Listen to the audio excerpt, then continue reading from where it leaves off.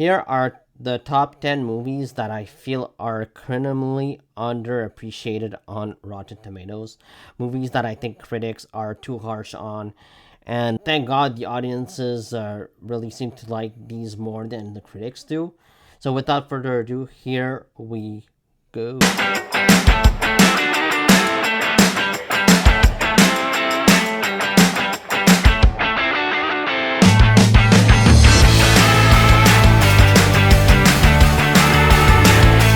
Number 10 is the King Arthur movie that came out in 2017, directed by Guy Ritchie. I love this movie. I thought that it was so much fun. It had exciting action sequences, a really good story, and an entertaining plot, and it was well directed by Guy Ritchie. I thought that Charlie Hunnam was terrific in the film, and Jude Law was really good. I enjoyed the film overall, and I, for the life of me, cannot understand why this movie has a 31 critics rating on Rotten Tomatoes. I just don't understand.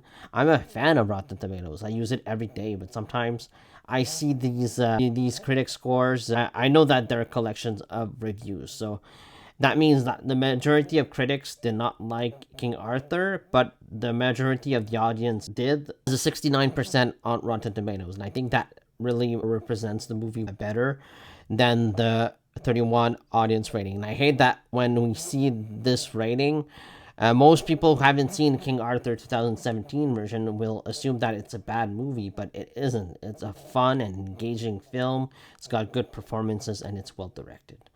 Number 9 is Die Hard with a Vengeance. It has a 60% critic score on Rotten Tomatoes, which isn't bad, but this movie I feel is really fun and exciting. It's really a good movie. I don't understand why it's only basically a 6 out of 10 film. To me, it would probably be an 8 out of 10 film or a 9 out of 10 film. It's just really a terrific action film. It's got excellent performances from Bruce Willis and Samuel Jackson.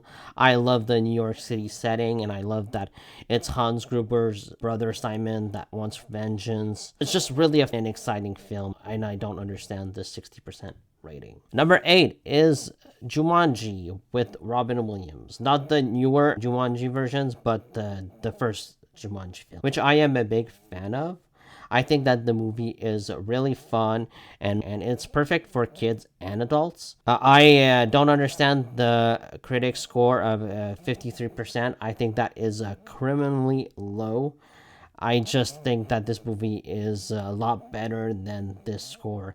Most audiences seem to like Jumanji. It's got 63%. Still low, in my opinion. I would probably give this movie an 8 out of 10. It's just really a great film. It's got a terrific score, and I think Joe Johnston really directed this movie well. My number 7 pick is Saw 2. Saw 2, I think, to me, is the best Saw film out of the entire franchise. I think it's got the best story, it's got the best traps, and I like that it focuses more on John Kramer here. It is really gory, it has suspenseful scenes, it has gruesome scenes. I just really enjoy Saw 2. I think it's just a really great horror film overall. And it kind of pains me to see the 39% rating on Rotten Tomatoes. I just don't understand it.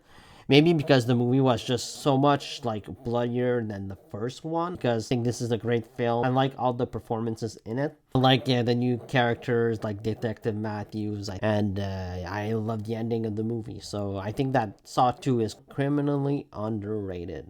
Number 6 is The Lord of the Rings, The War of the Rohirrim. I'm a big fan of this movie, and I thought that it was just really a well-told story in Middle-earth. It felt great to be back in this world. Even though it was animated, I thought that it was really well told, and I like the animation personally. I know a lot of people had a problem with the animation, but I thought it was pretty good. It could have been a little better if they had taken more time to do the movie, but they had a deadline. Overall, I was a big fan of the War of the Rohirrim. I like the characters. I like Helm Hammerhand and his daughter Hera. I like what they did with them, and it saddens me when I see a 49 percent rating for that movie. I think it deserves to be higher, a lot higher. I would probably put it in the 80% range, just like the audience. I think that is the correct rating for the movie, and like I said, I'm a huge fan of this film. Number five is The Phantom Menace. The Phantom Menace, to me, it gets better with age. It's not a great film, but it's a very enjoyable Star Wars movie. And I think that 54% is pretty low for this film. It's got really just an exciting feel, and it puts you back into the Star Wars universe pretty well. And I love the characters. I love Qui-Gon Jinn, Obi-Wan Kenobi, Padme, even Anakin Skywalker. I love the start of the Star Wars universe. I think that this movie aged really well compared to Attack of the Clones, which I don't think is very good, but I think The Phantom Menace is a lot better. It has a 59% audience score, which I think is mostly representative of the times. I know that people love this movie a lot more than they did. I've seen a lot of comments online. I think that The Phantom Menace is underrated. It's got Jar Jar Binks, but you can sort of overlook him.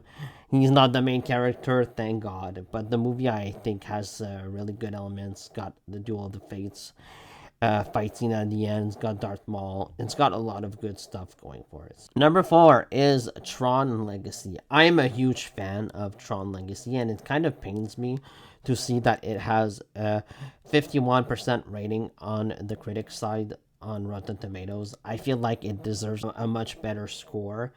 The soundtrack is incredible. The soundtrack is my favorite part of the film, but the visuals are really just amazing as well. I really like the performances. I like the three leads of the film.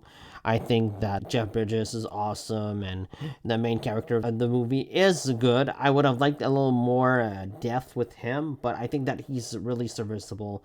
And Olivia Wilde in this movie is just gorgeous. I think that this movie is criminally underrated, and it has 64% rating, which is a little higher.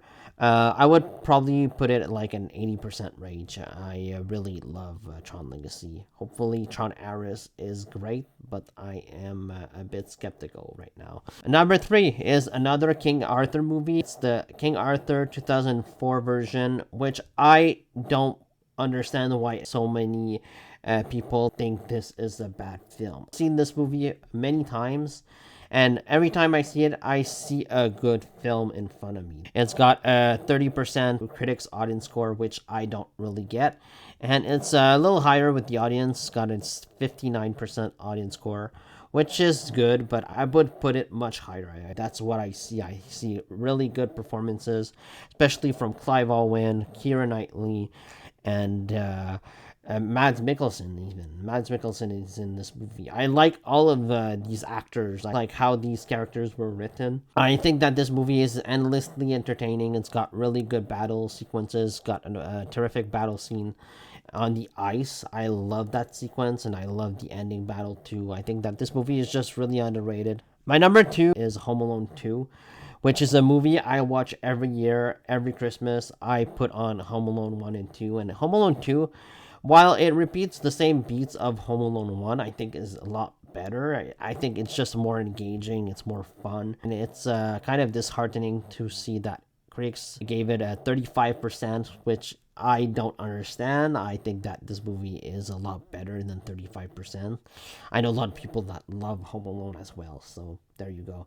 The audience score is 62%, which is a little better, but I would probably put this around the 70s, like 75% at least. It's over the top, it's exciting, and really good and comforting Christmas movie. I really enjoyed the second Home Alone film. My number one movie that I think Rotten Tomatoes has gotten wrong is Hook. Hook to me is just really an excellent movie. It's a little long. I think maybe 25 minutes too long. This movie should have been edited down.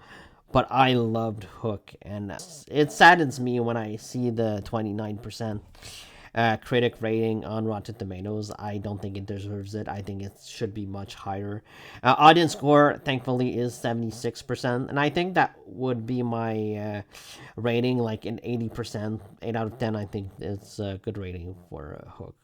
But overall, it's got a fantastic performance from Robin Williams. Maggie Smith is just really incredible in this movie. And you also have Julia Roberts at Tinkerbell, and like all the Lost Boys are really great here. I just love Dustin Hoffman. Also, I love Hook. I love the soundtrack. Soundtrack is terrific, and I don't really understand why Steven Spielberg has kind of poor opinion on this movie. Maybe the critics got to him. I don't know. So those are my picks. Those are my top 10 criminally underrated films on Rotten Tomatoes. Let me know what yours are down in the comments below. Please like, comment, subscribe, and see you next time.